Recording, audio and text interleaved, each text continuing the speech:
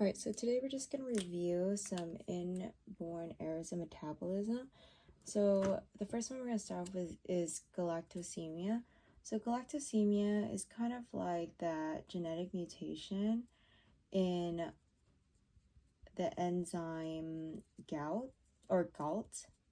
And without GALT or GALT, you galactose 1-phosphate is unable to turn into glucose 1-phosphate.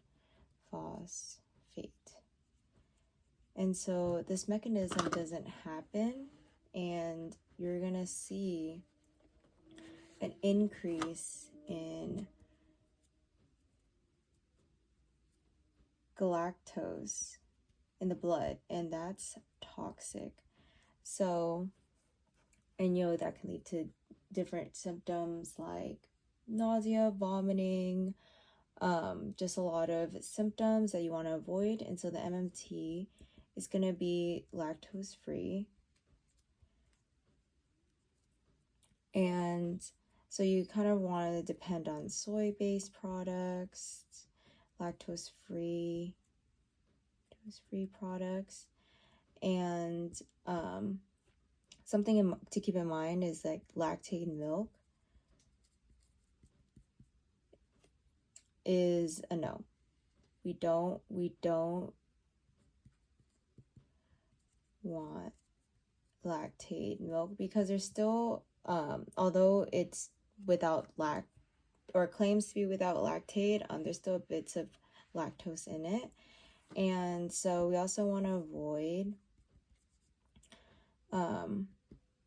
MSG, organ meat, bell peppers, and dates.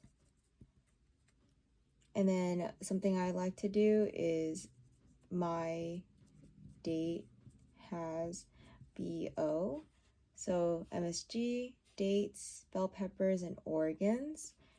And again, with the lactose free, avoiding dairy, cheeses, yogurt of that sort, just to minimize the symptoms or the likelihood of reacting.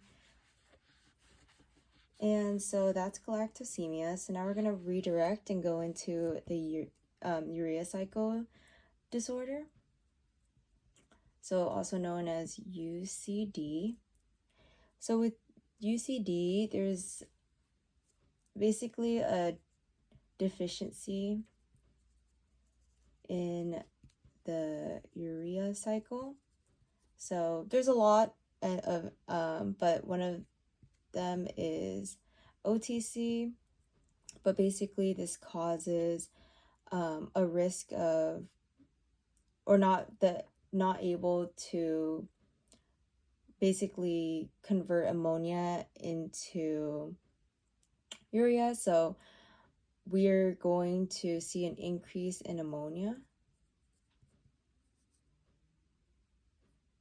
And that can be dangerous because it can cross the brain barrier and then have a bunch of nausea, seizures, lethargy, anorexia. So we don't want to build up the ammonia. So what we want to do in the urea cycle is we want to avoid basically protein foods, like kind of have a protein restriction. And there's specialized formulas for UCD with like specific amounts of protein content. So people with UCD kind of have to look at labeling to make sure that they don't surpass the protein expectations for them. So that's pretty much about the urea cycle. It's just the deficiency in the UCD cycle causing a buildup in ammonia and then having to be in a protein restriction. So PKU is kind of similar in the sense that they have a similar MMT, but With PKU, that's going to be phenylalanine is not able to turn into tyrosine. So what happens is there's now a buildup of phenylalanine, and that also can be, you know, detrimental. It can cause like poor brain development, especially as a young kid. So what we want to do is we want to avoid kind of like those foods with high phenylalanine. And then, so what are foods with phenylalanine? So they're pretty much in most protein foods, but we want to kind of depend on formulas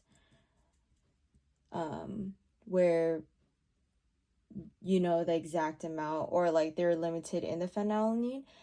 There's also like a website that keeps track of all the database with phenylalanine, so those with PKU can always reference to make sure that they're eating within their limits. And another thing is you don't want to take aspartate. That can lead to some issues too. Something that we notice is that because they're eating like a high carbohydrate diet, we're going to see a lot of cavities. And so that's like something to be mindful of. And there's also not much protein in their diet. So that's like something that is within the realm of the PKU.